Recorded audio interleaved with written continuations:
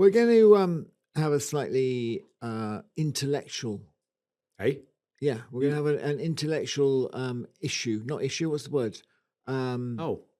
Episode. Episode I is thought the you word. were the intellectual one. I And know. now you can't remember the word for for episode. episode. We're going to have a more intellectual episode because we've gone through a lot of maybe not so sensible episodes over the last few weeks. No, You know, I we've like that. done- I like not being too sensible. We've done pumpkins. We've done one of the things we've done. Pumpkins was really serious. That was quite sensible, wasn't it? Okay, we're going to do an intellectual one rather than just. We've done mental health, which was very sensible. We've done Will Young, that was quite sensible. This is very sensible because this is basically about the written word, Joseph. About a movement that began in the 1600s with Caxton, Is that the printing press? the printing press, Yes. and the beginning of books. So we're going to talk about books today because what we do on this podcast, which is called the James and Joe Garden Show. Oh, I think we've lost. Haven't we lost our Yeah, we used to have some our music. jingle? We had some music that was really, really good, and it was like you. It wasn't you, but it was somebody like you on a bass going boom, boom, boom. No, boom. it was on a guitar actually. Oh, was it? Yeah. Okay. Yeah, I thought- guitar's like ding, ding, ding, and bass is boom, boom. I boom, thought it was boom, boom, boom, and No. there was somebody else like me going, hey, hey, and all of that kind of stuff. And we've lost that music. So what we'd like, Well, we haven't lost it. We just they've just upped the price on it, haven't they? I think it's been We don't want to pay for it's it. been taken out of circulation. Yeah. The composer, to whom we are very grateful, thank you very much indeed for doing that bit. But what we need, do you know what we need? Yeah, we need, what's it called? A sting. That's need what a we call sting. it. We need a sting because jingle sounds a bit jingle bell, all Yeah, that. we don't want that. And what's the other term for a ditty? My dad would have called it a ditty. Your dad was very good at ditties. He did, yeah, he was good at ditties. He did the theme song for Three Men Went to Mow. He did. Three men went to mow. That's James and Cleve and Joe. We'll have to drop the Cleve. I can't remember. James and Joe. I can't remember how the rest of it went. But he was very good. But it's out there on YouTube if anyone wants to find out what it is. But okay, but what we need is we're going to put an appeal out to all you lovely people who listen to us every week. Out there must be some musicians. Yeah, there's going to be some musicians. There's going to be home studios. There's going to be pianists, guitarists, harp players, saxophonists, composers, Percussionists. There's going to be whole orchestras listening. Is that what you want? You want a whole symphonic or symphony I want orchestra? a 40, 50-piece orchestra. What we really need is we need about 20 seconds of good, interesting sting, as you say, some music. It's got to have a groove. It's got to have a groove. It's got to have a bit of rhythm. It's got Yeah. to have a nice everything, and it's got to say, James and Joe, here you are. We don't actually have to say it. No, but that's what it needs to infer through its musicality. Exactly. Yeah. So if anybody would like to do that and would like to become the official composer to the James and Joe Garden Show, But don't take that line as inspiration. No. We would like you to go further. Be a bit better than that. Go for. to be honest, we would like something a little bit more professional. Yeah, but and I think it'll be really nice, and we'll name check you, and There could be a golden gnome. We'll give you a golden gnome, and we'll Yeah. send you some goodies, some merch. So yeah, When we have some merch, we'll send you some merch. Yeah, when we go to press and all that. So yeah, anybody who wants to do that, then that would be great. We've now veered off where we were because we started off quite. Can we just quickly go soberly. to the gnome thing? Because some people are trying to get a second and third gnomes, and I think we should nip that in the bud right now, Jimmy. Yep. Because some people think if they write in a question and we answer the first question and we answer the second question, they're going to get another gnome. It's a bit like RHS medals here. Yeah. You actually only get one physical medal. That's true. From your sponsor, actually. Your sponsor gets one physical. Anyway, Yeah. no, let's not go down that route. No. But you can only have one flipping gnome. You can have a golden gnome if you come back with a corker of a question. You or can you go come from, back. You can go from green to gold. You can have green and gold, but you can't have two greens. I think that's pretty much what we're saying, isn't it? Yeah, two greens makes a wrong. Yeah. So that gnome is to be treasured. We'd love you to send another question. If you send in a question that sparks an entire episode, then you definitely get a golden gnome. Oh, yeah, yeah. So come back with something even better. So we want a question for a golden gnome, and we also want a sting. Musical sting, 20 seconds long. Yeah. Oh, it's got to have some. It's got to have some punch. It's got to have something, isn't it? Okay, so now we're going to come back because what we do on this podcast, as you know, and as you people out there almost certainly know as well, is that we do a bit of a riff on a subject, which, as we've already established, is books for today. And then we do some questions after that. And that's for a bit of fun and light relief once you've got through the heavy stuff. Is it gardening books or is it any books? Gardening books. Not any books, we do gardening books. Okay, so.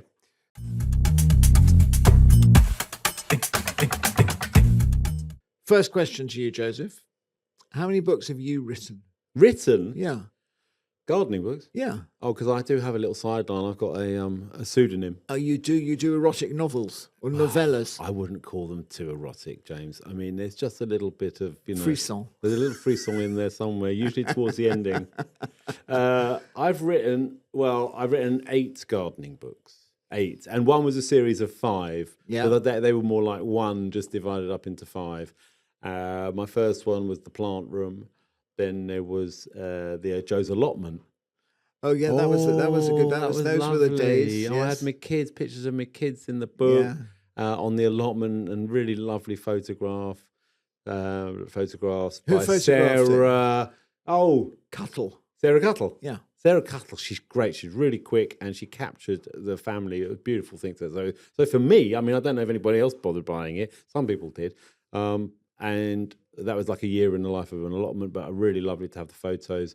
And then I did Joe's urban garden handbook, which had that garden on the front, which had my back overlay garden bit with the wooden fence around it, with the big chunky fence around it. It did have that on the front. That did have that on the front. That was on the front. That Islington Garden. That iconic Islington. The Garden. iconic Islington. So, but they're all mainly design. Apart from the other series, it was about edible gardens, city gardens. There was about wildlife gardening. Yeah, there was a red one, a yellow one, a green one. I've got them. They're red on my, one, yellow one, green bookshelf. one, blue one, yeah, purple one. Neat little books. And Very a nice little series. It was trying to compete, which it failed to do, with Dr. Hussein. Never try and compete with that man. You cannot. You will never win. You will never do it. I was told a long time ago that the only people who make any money out of gardening books are Dr. Hussein and Alan Titchmarsh. And Monty Don. And probably now Monty Don, as I was told a long time ago. So those are the big things. Because I've got... Oh, you've written books? I've written one book. Was it a book or was it a little pamphlet, really? No, it was a proper book. It was for gardeners. What was the cover? Called... Did you staple it together yourself? No, I did not, nor did I colour it in myself. It was called 101 Bold and Beautiful Flowers. Oh, I remember it now. It was a little book. The Gardener's World book, wasn't it? It was a Gardener's World book. It's a little tiny Gardener's World book. And basically, it was quite fun because I just had the most ridiculous descriptions of plants. As you do. And I could get away with anything at all. I had one plant that was like, the buttons of the waistcoat of a Mississippi paddleboat captain. Brilliant. I can't remember what I think it might have been a helenium. I think you're overselling there, to be honest. But it was, it was that sort of button. It was when a little pot with a few leaves turns up on the doorstep, someone's going to be thinking. It's not going to be quite the same thing, but it'd be there. But I had to fill, 200 words on each plant, and you have to sort of go off in anywhere. So I wrote that. I haven't written another one. Which you're very good at. I tried to write another one, and nobody wanted to publish it. The bastards. Oh, really? Well, this is an opportunity. What about self-publishing, James? These days, a lot of people self-publish. I can't be bothered right now. You don't actually have to print them in your back. I'll do it one day. I quite like to write a novel one day. Oh, what a saucy one! No, I think it'll be unsaucy, but I'm not quite sure what it's about yet. But we're straying from the point, which is gardening books. I have so in the last month or two, I have judged the Garden Media Guild Book of the Year. Wow. Don't give anything away. I'm not going to give anything away because it might be beforehand, but there were 22 books, so I've read 22 garden books. Come on. You can tell us. It's only us and a few thousand listeners. Did you read them all, or did you just have a little flick through? Did you just look at the pictures? In many of them, I did just look at the pictures and read the captions because I think that's how people actually consume gardening books. Because there seemed to me, James, you're a judge. You're not meant to answer that. You've got to say you read every word of it. I did a sort of first run through. Yeah. By looking at the pictures, and then the ones that I was particularly interested in. So I had a long list. So you had 22. I read the long list. You only read one, didn't you? No, I didn't. I read many, many more than that. There's one really a couple of quite serious ones that I did actually read properly. But the gardening books, there's two sorts of gardening book. There's the picture book, which is basically intended to be flicked through. The coffee table. The coffee table book. Yeah. And then there's the what I would call the more practical, dense. And maybe there's three sorts of gardening book. Dense? What do you mean dense? Dense as in there's more writing and fewer pictures. Oh yeah, So like historical. It's more about the writing. So it's more about the words rather than about the actual pictures. Because an awful lot of gardening books are led by pictures, aren't they? Really. Yeah. And the words. And I just have this theory that not that many people who buy the book read all the words. Mm-hmm. And okay, if it's telling you how to plant potatoes, then you don't need to. But then the other thing about it is... Well, then that's the third category, surely, it's just purely practical gardening books. Yeah, but I feel that their day or calendars almost, what to do at what time of the year.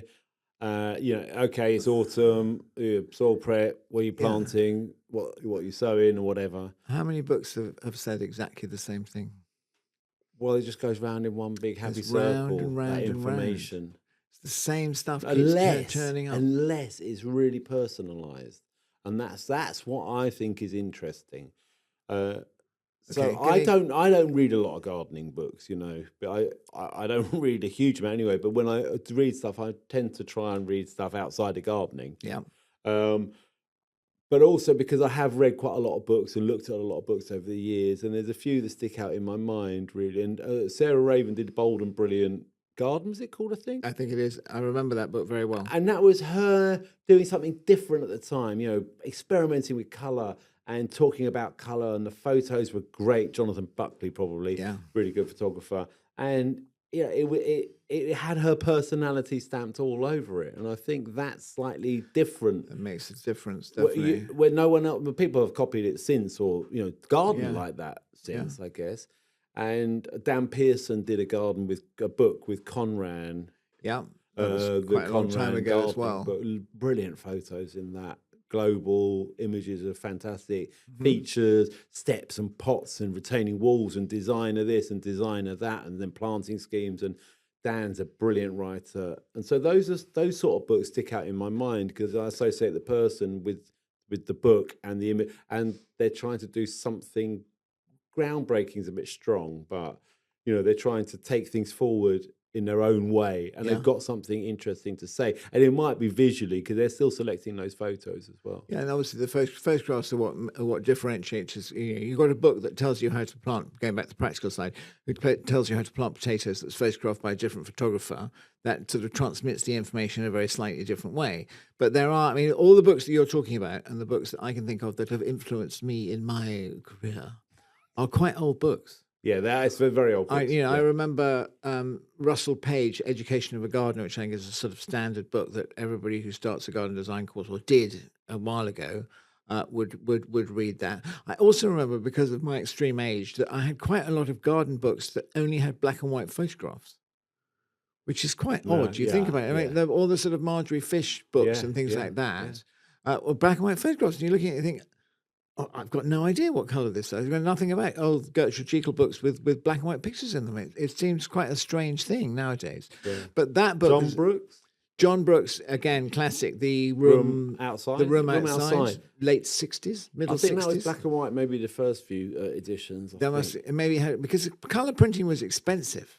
Yeah, and maybe you had one, and also the resolution of wonderful pictures by Andrew Lawson when they're in a book. They just don't quite go right. They sort of age, and they look not as glossy as they do now, purely because the printing techniques have got so much better than they have. So these are all. But I agree with you about Sarah Raven. I also think that Monty's book about fork to fork.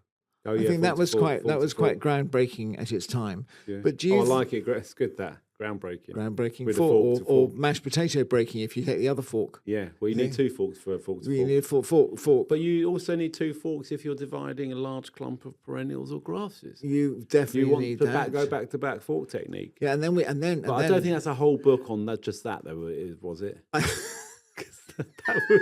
That's a paragraph because again, there was a book. The first garden book I ever saw was a garden book of my parents. I remember reading it. It was called Adam the Gardener. Yes, the Adam the Gardener. Adam the Gardener, and he had a beard quite like Jekyll. So he had no moustache and just a sort of a beard along the bottom. And he was a cartoon in the Daily Express. And there was a book of him. It wasn't very interesting. I thought, cartoon book, comic. Someone sent me when I first started doing stuff on the telly. Someone sent me a copy of that book. Really sweet. Yeah. Why? Actually. don't know. They were a fan. They just thought, oh, I know what, I'll send you. One day you might have a fan who'll send you a book. Nobody's ever sent me a book. But they sent me that book, Adam the Gardener. Yeah, I mean that's a sort of old-fashioned. It was a cartoon, a strip cartoon, and they put them all together. It was like Snoopy, but not nearly as interesting. Basically, is how it worked from that one. Maybe without the joke.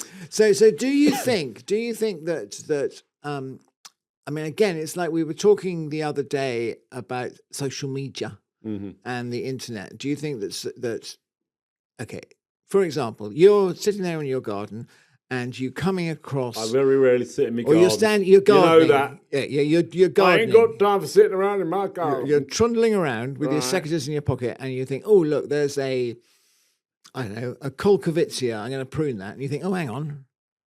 Do I prune it now or do I prune it later? I'm going to go and look that up. And what you would have to have done historically is gone into the house, taken your boots off. Yeah, well, you might have a boot room with a book in it. No, but you were not going to, because it's going to be in your sort of desk or your study or your sitting room or somewhere where the bookshelves are. Okay, just let me roll through this at my own speed. I don't need your whole house layout. Yeah, you go through. You take your boots off. Yeah. You go into the sitting room. You look on the shelf. You think, okay, where is it? Where is it? There? Is it that one? Is it in that one? That one? You get hold of. Oh wow! Honestly, you're really milking it. You find the Reader's Digest Book of Plants. Yes. Oh, that's a classic. I had that in the van. Exactly. And you look for that, and you find that. You say, okay, pruning Kolkovitsia. You know, it's group 2 or whatever it is. We have to prune it this time. So you've gone through all of that in order to find out when to prune your Kolkovitsia. You can't prune it now. Correct. You come out, exactly. You put your boots back on, you go, I've got to wait a couple of weeks. Yeah. Or I've got to wait until the spring or whatever it is. So nowadays, okay, Joe, you are in your garden and you think, okay, can I prune this now? And what would you do? I'll just prune it anyway. I don't care where. No. Come on, you got to. I would go on my phone. You would take your phone out of your pocket and have a look. And I'd ring you. And I'll say, Jimmy, can you go in? Can you take your boots off? Can you take your boots off? Can you go in through the hall? If you go down through the and if you end up on the top left-hand shelf, there's a book, and it tells me when I can prune me. No, what you're going to do is you're just going to look it up. You're going to Google it. And you're going to get that information within 2 seconds without taking your boots off. Exactly. So is there any point in having a book that tells you that? That's a good question. I don't know. I mean, if not for me, and I don't use books like that anymore, but I did. Yeah. And I really did. I remember the Reader's Digest book, because in the back there was all these pruning techniques and espaliering techniques and planting and grafting and lots of things I never ever did, but I thought, one day I'm going to do this and stuff. But then why is this Dr. Hesse, and he still sells loads of books? People still buy these books. Do they still buy him? Yes, they still buy his books, definitely. He's still a big seller. Even though they're still, I tell you why. Because they're dead simple and they're dead easy and they're beautifully marketed and they were cheap and they were they're the sort of book you would keep in the shed on the allotment. Exactly. You don't have to go in the house and take your boots off. No, you don't take your boots off. You keep it outside. It's a book you don't have to take your boots off to read. There must be a slogan there. Yeah. It's a selling thing. Yeah. Dr. Hessian. Keep your boots on. Keep your boots on. Keep your boots on. Keep your boots on, Dr. Hessian. I wanted to write a book once, Gardening in Your Trainers, I was going to call it, because it was all about urban gardening, but being able to access beds quite easily and being able to go out there and not having to put your boots on. And then I gardened with a guy earlier this year. Oh, I've forgotten his name. I'm really terrible. I hope he's not listening to this podcast. And he trains all these guys. And they all have to wear trainers because they garden in their trainers, so they're light on their loafers. As that's part of the deal in the garden. Oh, what's that garden that we filmed for Gardener's World? Oh, give me about 3 hours. And where was it? In England, Wiltshire, I think Wiltshire. Was it like no? Stop it! A community garden. This isn't helping. No, it was a very big smart garden, and he was the head gardener, and he's called Mark. I'm sure he's called Longleat. Mark. No, it begins with an M, I think. Stop it! I'm just trying to be helpful. You're not. You're just making me look. Malmesbury. You're making me look. Membry Services. That was it. It was Membry Services. Okay, so which for our American audience is a petrol station. It's because they might a gas station. A gas station. A gas station on the M4. It is. Basically, it's not one that I actually go to very often. Got a great garden, though, because I did it all myself in my trainers. Anyway, gardening in your trainers, I wanted to do that book, and I can't remember what the book we were just talking about was.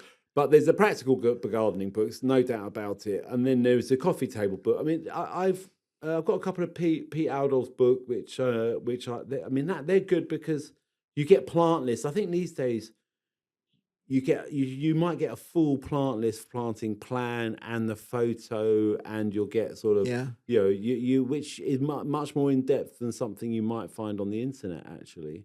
So I think they're valuable, and I think printing those is worth printing definitely.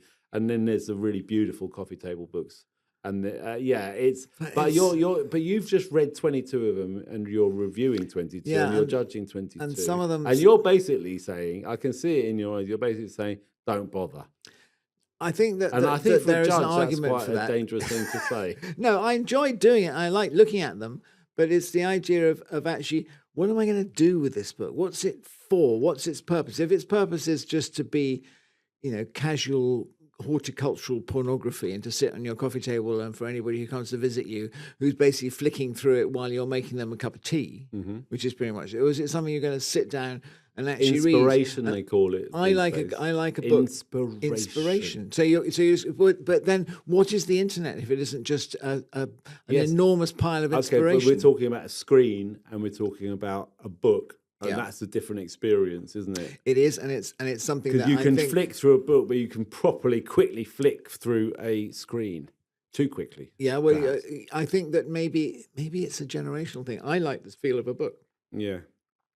But I also understand that there's quite a lot of the gardening books that, you look in my office, there's a whole load of them. You got a lot of books. I have got quite a lot of books. Most of them are just there to fill the space, because I look at maybe 5 or 6 of them regularly, and going back to the sort of same book. And Sarah's book is probably my one 5 of them. or 6. Your 5 are just there. Your 5 are so thumbed. Yeah. That they're ragged. If you just had a little bit of carpet from the door, so you wouldn't even have to take your boots off for this. Well, I can probably also have a set of tongs. I can just get them on a long-handled pruner with a fruit picker on the end of it. So basically, the book thing is, I like books very much indeed. I like the idea of books very much indeed. I worry somehow that you're printing a lot of books that nobody really buys. Are we worried about the trees they're chopping down? But they are grown specifically for paper. I'm not excessively worried about You're about not worried the paper, about those trees? because the paper can be recycled and all of those kind of things. But it's They don't really. So the interesting thing is that they don't all sell enough to make their money back anyway. Yeah. As you said right at the top. So cookery books outsell gardening books about 10 to 1. Yeah. So what we should really do is start writing cookery books, James.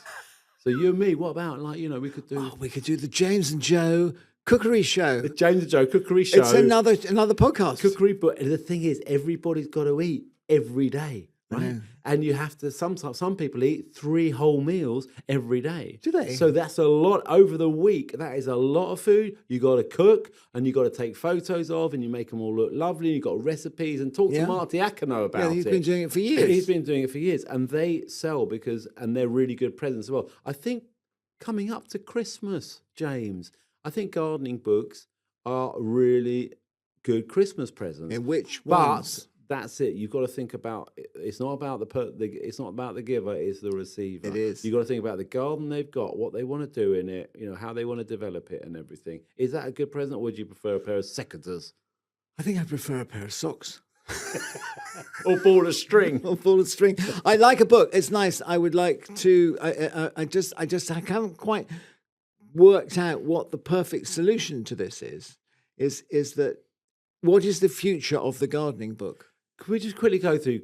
There are some brilliant garden writers. Christopher Lloyd. You're avoiding my question. No, but there are some people who write so brilliantly. Yes. That it can only be conveyed in a book. Yes, but that's Christopher Lloyd. Yes, who's no longer with us. There's John Brooks, who is no longer with us. There's Beverly Nichols, who is the most staggeringly wonderful. Dan Pearson writes beautifully. He's with us. He's with us. Yeah, that's good. Dan Pearson does so write beautifully. Well. Yeah, I mean, there's many people in the Garden Collective who write beautifully. That's true. There's 30 of us have really good words. Well, I mean, I put myself. I don't see. I mean, there's some real lyrical, beautiful writers. Ben Dark writes like a dream. Yeah, yeah. Sarah Raven actually writes very beautifully. Don't upset Sarah, because you said actually as if we thought that she couldn't. No, that's it. No, she, okay. of course. All right, she's say Sarah Raven, of course, writes like a dream. Of course, she writes like a dream. Yeah. And there are many others that actually write beautifully, and you can write informatively and lyrically. But there's just not enough of it. And you write with humour as well, and I think humour is important. I do. I mean, I think it is really engagement is important. It's engagement is grabbing people and saying, "Just hang on with me." But those are short articles. This is the exact. Okay. I'm going to throw a James Alexander-Sinclair, whatever your name is, question at you. Okay. If you were a book, if I was a book, what would your front cover be? Oh, gosh, my front cover would be of a windswept hillside with the rain lashing down, but the sun just beginning to break through. Oh, I like and it. Then there Black would and white. Be more a sort of sepia taupe. Sepia taupe. And there would be a big picture hardback of a mysterious figure. Oh, okay. Yeah. Wearing a cloak with a hood, like a monk's cowl. A soothsayer. It's like no. It's like the Grim Reaper. No. I'm on one side, and what I'm doing is I'm digging. Oh. I'm digging and I'm planting within this sepia landscape something gorgeous and beautiful and life enhancing and delicious. Okay. With orange flowers and elegant leaves. And as I plant it and as it grows, then the sepia will fade away and the sun will shine through. So it's an animated book cover. Does that work? Lovely. What's the book called? The book is called... Jimmy Digs a Hole. I can see it now. I think First that's time it. in his life. That's it. Perfect. Bloody brilliant. That would be. Yeah, I'll buy it. So that's the future. Well, I hope you give me a free copy and sign it as well. You can have a signed copy of the whole thing. That's the thing about books. You can't do a book signing without a book. You can't sign an Instagram post, can you? That's actually a very, very good point. Yeah, you see. And we like a book party. Oh yeah, we do. Yeah. Actually, it's quite. I mean, I launch, love a book. Well, but my question I asked you that you've avoided answering is, what is the future of the book? And I think what we're going to do is we're going to leave that there as a hovering, not a non sequitur, as a hovering spectre above the feast of the internet, and the book is hovering above it. And what is its future? I've got a few books that I cherish that I don't want to lose. Gardening books, even. So do I. I have books that are signed by, I'm going through books saying, this should go to the charity shop. You think, oh no, signed, lots and lots of love from so-and-so, thank you so much. All that kind of stuff. I can't throw that away. No. Can I? It's all Giacono's books. Got loads of them. They're really good for propping up wobbly table legs. I've got Roy Lancaster signed a book for me, the first time I ever worked with him. And that's Happy Days. Way before Jamie Oliver was going Happy Days and all that. Is that what Jamie Oliver puts? Happy Days, great gardening. Whatever, Roy Lancaster, and I love that book. When you get to sign a book... He didn't give me a kiss, but... Or you sign an autograph. Yeah. At Gardeners World Live or someone like that. Yeah. What do you put above your signature? Happy gardening. And I started that, and now everyone does it. It's like the bulb lasagna. I think I've done that too. Yeah, everyone's out, happy gardening, that's a good one. Yeah. Happy gardening. Yeah. It's a sort of catch-all. But I'm going to change because now I've got my YouTube. I don't know if I told you about my YouTube channel. I think you have. I call everyone garden lovers. I say, hello, garden lovers. Oh, so you're going to say happy garden loving. I'm going to say, but the thing is, I haven't got any books out at the moment. I don't think I'm going to write anymore either, because they're quite like doing a lot of homework, aren't they? Well, they take quite a long time to write, and a you long don't time really to read. Get paid very much, and nobody's going to read it. Yeah. That's a really depressing end to the books, Brad. No, we love books. Let's have more books. Let's have more exciting books with glorious covers. That's books. Now we're going to do some questions. Does that sound reasonable? Very reasonable. Yeah, there's a lot of people who are going to disagree entirely with what we've just said. If you disagree with what we've said, then write us a letter. Send us a note. Write us a book. Write us a book about it. That's what my niece and nephews used to say to my brother. My brother's an academic. Yeah. And they used to say every time he sort of went into one about something, they'd just go, oh, Dad, write a book about it, will you? Like that. It was just quite a good one.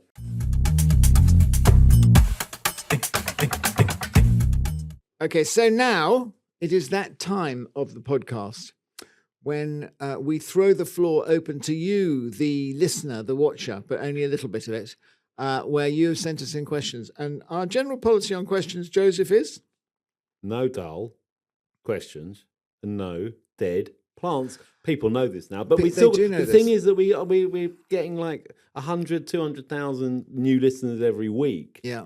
And so we have to. They don't know. They don't know. They don't know. Well, hopefully they've listened to the back catalogue and they picked it up. But I think the people But some generally people just come straight in fresh and they need to know. That stuff. I think if you go back to our episodes, our early episodes, we have many more rubbish questions. The early years. We're getting the questions are becoming more sophisticated. So, yeah, which relevant. I think is good and more irrelevant. A lot of them as well. That's what we like. We like that, and so I think that's great. So keep sending us in questions. If you have any other comments that you'd like to make, then there's plenty of places to make comments. You can make comments on our social media channels. Do you know what our social media Instagram address is? Yes. Would you like to share that with No, the because listeners? it's in my phone. I don't need to remember it anymore. I can just... I'm going to James and Joe Garden Show. At James and Joe Garden. At James and Joe Garden. Yeah, but you should be able to find James and Joe Garden Show. And there's a thriving social media community there that Louis is curating. Yeah. That's right. Basically, and blocking people and checking them out. I hope so. I think it's a whole load of stuff going. You love a block. Well, as soon as someone starts being really, I'm going to use it, really arsey. Yeah. Just block them. Yeah. Well, that's too short. Best thing. You know. Best thing. Get rid of them. Okay, you're going to start it off. Yes. I've got some pronunciation issues because it's from Lozengre. Well, Lozzengr. Lozengre. Double Z. From Laois, Lattice Island. You. Oh, County Leash, is it called? Leash? Is that Leash? Well, let's have a go. Should we apologise to all Irish people before we read this question? Well, yeah, because I'm going to come up with my Irish accent. You're going to do an Irish accent now, aren't you? Yeah, but this is my Leash accent. I've honed it. Okay. So it's Lozinger from Lozinger from Leash Island. I have a conundrum for Joe and Co. How can I spot a competent garden designer? One that won't put the dog kennel with the chickens or the toddler's sandpit behind... Oh, I'm going to start again. I have a conundrum for Joe and Co. How can I spot... Hang on, what's this Co business? Joe and Co. Oh, that's you, isn't it? Yeah. Yeah, good point. Where did that come from? I have a conundrum for Joe and Co. There's no gnome going to County Leash at this rate. Should be Joe and Company. You're right. It should say Joe. They've just abbreviated you into a Co. I'm sorry. All right. Okay. Well, this is for me then. I have a conundrum for Joe. How can I spot a competent garden designer, one that won't put the dog kennel with the chickens or the toddler's sandpit beside the koi pond? Where do the good ones hide? The ones with that perfect mix of artistry with practicality. Love the podcast. Doesn't say James at the end either. This is so yes. Okay, how do you spot a competent garden designer? Well, they're usually down the pub, aren't they? They're usually on their fourth pint. Yeah. And it's popping the bar. That's at 11:30 in the morning. Yeah, at 11:30 in the morning, but they might have some tracing paper and a pencil with them, and maybe a scale rule. And that's usually a good start. That's a good start. Well, I would say the Society of Garden and Landscape Designers, we've changed now to the SGLD. It's a very good place to start. Yep. You can do a postcode search. This is a very serious answer. Do a postcode search and people have their website. And also, if you become a member of the Society of Garden Designers, you've got to be... they vetted you already. You've got to sort of jump through a few hoops in that. You are a member. You are a fellow of the Society of Garden Designers. I'm a fellow. You're a member of the... I'm a fellow. Oh, are you? Yes, we're both fellows. So what's your name again? I'm Mr. Co. Oh, Mr. Co. I'm Joe Co. Joe Co. There's that. So that's a really good place to start. But then also, I would look at a website and I would look at their work and I would vet their work as well, because some people will put images of other people's gardens on their website. It has happened to me. Have they? Yeah, they sort of plagiarize your images and then stick them on your website. And so it's just a generic image of a garden. It's like, no, hang on a minute, mate. No. That's my image and that's my garden. And then phone them up, talk to them, and maybe get a reference or two and phone up those people as well, which I think, if you're really wary of sort of dodgy garden designer. Well, I don't think that's what they're saying. I don't think there are that many dodgy garden designers. There's some slightly dodgy landscapers out there, but I think that most garden designers, particularly coming through the SGLG, are going to be okay. I think that the most important thing is to make sure that you employ a garden designer who you get on with. That's true. And who you like, actually, is the most important thing. But sometimes you might have to pay a bit of money to get to that stage. Exactly. But you could phone them up and have a chat. You phone them up, you have a chat. They're going to come. I mean, I don't know. Does the SGLD spread to County Leash? I don't think it is, because I think that there is the... Oh, that's true. There's an Irish version. Is there an Irish version? There is. I've given a talk at their annual What's in Dublin, and they very sweetly send me a magazine, and I can't remember what they're called. We'll put it somewhere. Okay, so there's the equivalent of Society of Garden Designers of Ireland. Yes, correct. Okay. Could it be GGLI? I can't remember. Anyway, I'm really, really sorry to all Irish garden designers. I can't remember what the name of your organisation is called, but that is where I suggest that he would go. Where do the good ones hide? Why do you think it's a he? It might not be a he, it might be a she. It's Lozenger. I can't see. Lozenger sounds like something Wagnerian. LOZZENGR. Interesting name. I think it's a fascinating name. Do you you think? think Oh, typo? maybe it's one of those internet names. Oh yes. So it's not actually Loz. his names. It's just called Loz. Loz. Hey, Loz. All right, Loz. All right, Loz. Where do the good ones hide? It's as if garden designers it's like we all hide. We hide underneath a rock somewhere. Yeah, on a rock or a tree. Leaves at this time of year is a good place to hide. You can look for garden designers. You can find them. Basically, there are a lot of garden designers around nowadays. I have a theory that you can barely throw a brick without hitting one. Yeah, but good. Anywhere. The good one. The good ones. Well, yeah, the good ones. The good ones. Well, they're both dodge. here. We're both here, aren't we? Yeah. James, Joe, and Co. I'm not working for him though. No. I'm sorry, Loz. No, well, you can have Joseph instead. Do you think you're going to give him a name? Oh, well, yeah, definitely. I'm giving him a name. Yeah, I'm giving him. You're not. But I could play my Joker at this point. Oh, you could. Oh, right, interesting. But I don't think I'm. Okay, I'll let it go. Oh, I'll let it go. Loz, I'll tell you, Loz, got away with that, Loz, you snuck through on that one. Overrule. Yeah, I could, but I'm not going to overrule. Next time, everybody, this is getting a bit embarrassing for me. Actually, I have to just let everybody know that if you want some feedback from me and me to answer your questions, you're going to have to include James in it as well. I'm afraid so, because it is the James and Joe Garden Show. Okay, my question. Moving on. I think my question here, which one? Oh, I got one with a picture. Oh, okay. Okay, what sort of picture? This is a picture of. It's not a dead plant, is it? No. It's not some sort of fungal disease thing. Oh, we got tulips in Amsterdam. Okay, except it's not in Amsterdam. Big tulip. Okay, field. what you're going to have to do is you have to guess where Kelly comes from the accent that I put on. Okay. Yeah, I like this game. This is good. Okay. Hey, James.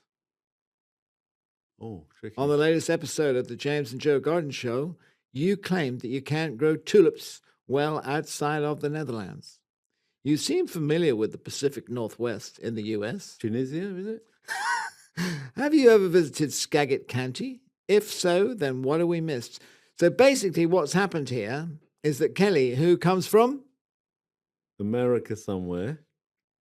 I did actually tell you halfway through the answer where she came from. He came from. I was looking at the picture. I can't. I'm going to repeat it. You want to look at the picture and listen to you. You seem familiar with the Pacific Northwest in the U.S. Oh, Pacific Northwest then, okay. I haven't ever visited Skagit. You know that Skagit County. I do. Is that Seattle and apparently they grow. I've got a picture of a fantastic tulip field. I was not aware. You could be in Holland, apart from there's some mountains in the background. Yeah, it's much more picturesque. Yeah, than lovely that. big mountains. Yes, okay. I think that you. No, because you said a few podcasts ago, we were probably talking about bulbs, that there's this in Holland, the growing conditions, the soils, there's nowhere else like it. They can't reproduce that climate and those conditions anywhere in the world. Otherwise, countries like China would be turning out tulips in the millions, and basically, Kelly she or he has called my bluff, picking you up on it. Has picked me up on it with a photo. I still maintain. Might be photoshopped. I maintain that yes, you can grow bulbs in Skagit County, and very beautifully done it is, but it's still not going to be the same as the Netherlands. That's production, though. That's a production line. That's that not is a a garden. production line. No, this is a field. This is a proper agricultural field of tulips being grown, and I've obviously. I think that's definitely a gnome for that one. Because I think you get a gnome. You get a gnome because I would like to come and visit the Skagit County tulip fields. Skagit. Skagit or Scargit. Or Skagit. Anyway, Kelly, I think that your tulip fields look amazing. I was not aware of the tulip fields of Skagit County. I am now humbled and contrite to have said that, but I still maintain that it's not the same and not as good as the Netherlands because of the geological makeup of the soil. Gnome or no gnome? I think I have to send them a gnome. I think probably. What do you mean you? It's not you. It's both of us. It says, "Hey James." It's me who's being pinned against the wall. Yeah. Okay. Here. So I'm voting. Are you voting? Are you vetoing? No, not at all. I'm happy. I think okay. I think a picture's a bit nice having a picture, and I think it's actually really interesting that they do grow fantastic tulips to that quality, which is also good. It means that they're selling them homegrown tulips within America, and that's the sort of thing that makes America great again. Makes all gardens great again. Makes all gardens great again. Yeah. Okay, there we go. Thank you, Kelly. You get a gnome. What you got? I've got one from this name Sjoke. I've got them all today. Pronounce and then pronounce, but it's not any easier. The pronunciation. Swoka. Swowka. Swowka. Swoka. Pronounce Swoka. Okay. Where from? Poland? It's the Joker, pronounced Sawoka. Oh, okay. I don't know where we're from, but I've got Eastern Europe swinging to mind. All right, go on then. Let's hear your Eastern European accent. No. Hello, Joe. Oh, this is just to me as well. James, what's happening? Well, it's like I got one just for me, which is giving me a hard time. So no, there's a reason for this. All right. Hello, Joe. As a fellow professional gardener and a fellow Swift. Okay, so just so this is Swoka Swift. Or maybe Swoka means Swift. Oh, nice. Okay. I don't know. What is the single most bizarre or ridiculous request you've ever had from a client regarding their garden? And how did you manage to deliver a swift and polite professional reality check? James, I'm going to include you in this. Thank you. So I'm going to throw it over to you first. I think it's one of those things that, occasionally clients have really bad ideas, don't they? Bad ideas, don't they? The worst ideas that they have are often to accept presents of plants from their friends or their relations or their mothers. Christmas or coming like that. Up, good point. Christmas coming up. Yeah. Plants are not just for Christmas. Plants are not for my clients. No. Basically, I had one reasonably recently where, have we spoken about this before? It's that horrible Kilmarnock willow with a variegated. What you got? What your client got given one of those? Oh yeah, no, we talked about those for plants that should never have been. That's I think, but my client got given one of those, and I arrived, and they planted it. That's bad. They planted it next to the front drive. I said, "What? But what is that? Whose garden is this? Why Did you is say it here? Whose garden is this? I mean, really? I mean, this is too much. Who? He said, well, this friends of ours gave it to us, and they're coming to lunch, and so we better plant it so that we can see it. And you think, well. It's basically. Were you going for lunch? No, I wasn't invited. Oh, I said this plant is an excrescence. I think was the word I used. Oh dear. And it shouldn't really be allowed to be planted anywhere. And it doesn't look right. You see, it doesn't work from here. Doesn't work from here. All those kind of things. He said, but they're coming to lunch. I said, okay. After they've been to lunch with you, will you dig it out again? Yeah. And they said, and give it back to them. They can take it away with them. Give it to somebody else. But yeah, it's sometimes difficult dealing with things like that. That one I could be reasonably straightforward and blunt about. But then other things, so we were given this tree and we're planting it in memory of somebody, my mother or something like that. And that's tricky. And sometimes the tree is the wrong sort of tree and it doesn't really work and it doesn't fit in with the landscape or the garden. it's, Yeah, I it's had a hard one. I That had one. a purple elder recently. Someone came back from Chelsea Flower Show, and they'd seen this purple elder, which can be lovely plants and very graceful, and it was flowering, I think. And I designed this garden, and it was all green. It was all green. It was very natural sort of landscape, and it looked fantastic. And they loved the garden I designed for them. But then it was like, oh, where can we I really want one of these. I want one of these. And I said, no, you can't. I said, the whole garden is, it really will jar and be demanding visually if you stick one of those in the middle of my garden. I didn't quite say it like that. But, I gave the rationale. But I said, of course, it's your garden that ultimately do whatever you want with it. But I'd been so forthright before that they didn't really have much choice, and they couldn't get out of it. So they did say, "Oh, okay, yeah, we get the message. We won't put one in there." No, I think because part of me else, you've made the garden from them. They trust you. Yeah, exactly. And therefore they sort. I mean, there are other things that people like to put in their gardens that I sort of like hot tubs. Yeah, hot tubs. Well, we had a client put a hot tub right in the middle of the lawn, in the middle of the garden, that could be seen by all the neighbours. This is years ago. I designed the garden, we built this garden, and came back and they put this hot tub right in the middle. But I think they were quite, what's the word when you expose yourself? Exhibitionists. Exhibitionists. They were exhibitionists. They'd like to be in their hot tub with all their neighbours. Looking at them. Well, they thought their neighbours were looking at them. Of course, their neighbours weren't looking at them. No, they were looking they'd elsewhere. drawn their curtains and were looking the other way probably. But it was just, it ruined the garden completely. Do you like a hot tub? Have you been in one? No, I don't like hot tubs. Have you? I mean, no, they're just full of dead skin and chemicals. Well, I think that's the Aren't problem. they? And pee, probably. I don't like the idea of them. I just think My brother-in-law likes them. why? Because he jumps in with the whole family and it's all hot and steamy in the garden, and not in my garden. I can think of few things less erotic than a hot tub. I don't think they're meant to be necessarily erotic. Well, I think that's part of the plan, isn't it? I think they're meant to be good. You exfoliate, and that's the problem with them. Aren't you meant to get out of them feeling really good? I don't mind a sauna. I like a sauna. I like a sauna. I think a sauna is a nice thing to do. We'll have a sauna together. That's no problem. But a hot tub is different. A hot tub is basically a steaming vat of epidermis soup. Okay, I've got a question. James, here. you should be the face. You could advertise. You be the face of the hot tub. The British Hot Tub Association. I'm going to be their ambassador. Yeah. Well, that and the stair lift. You can get a stair lift into the hot tub. Exactly. Okay, I've got a question here from Jeremy in Seattle. Oh, Jimmy.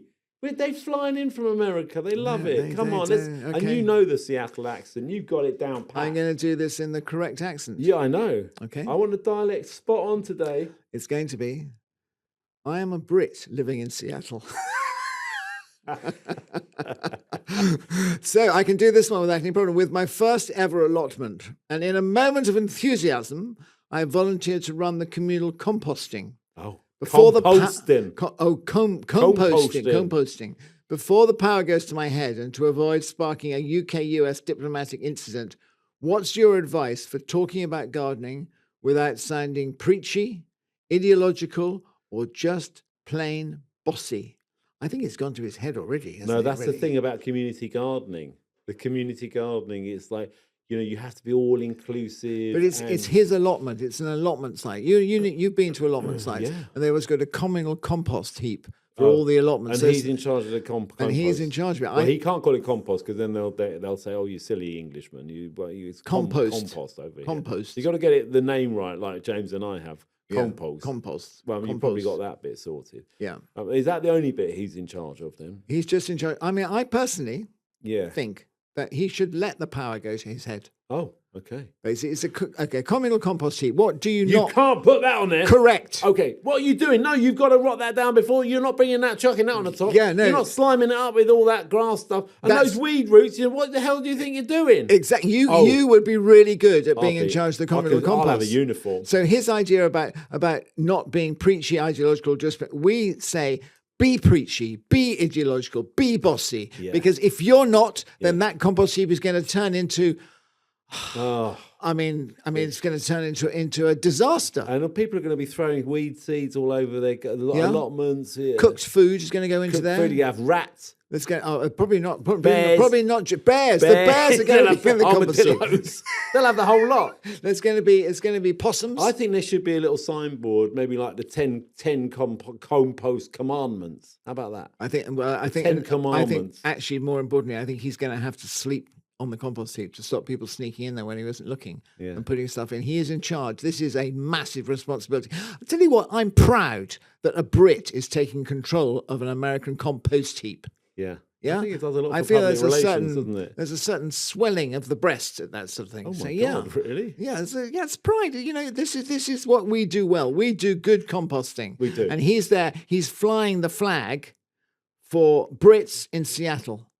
So be bossy. What's his name? Jeremy. Jeremy. Excellent. That is definitely a good gnome. You've got a good gnome coming all the way to Seattle. I want that gnome to be on the compost, not on the compost heap, but looking over the compost heap. So Jekyll is there keeping an eye out for those Americans with their, they'll put pumpkin pie and Hershey bars onto the compost heap. A lot of pumpkins going on there. Yeah. But I'm not sure. Do you think that Jekyll could sit on a post of the compost, as it were? But I don't know what they're like over there in their community gardens and allotments. Do you think it needs to screw it down? It's going to be nailed down. It's going to be fixed. Or do you think can we trust everyone over there? I think that we trust. Can we trust them? I've been to Seattle. I trusted all the people I saw. All of them. Yeah. Oh, that's nice. I thought they were all charming and delightful. There's sort of islands and ferries and nice things. I had a really good breakfast. You've gone really British and English now. I know I have. You've gone really. Come on, tell us about your breakfast. My breakfast in Seattle. I walked out and I had grits.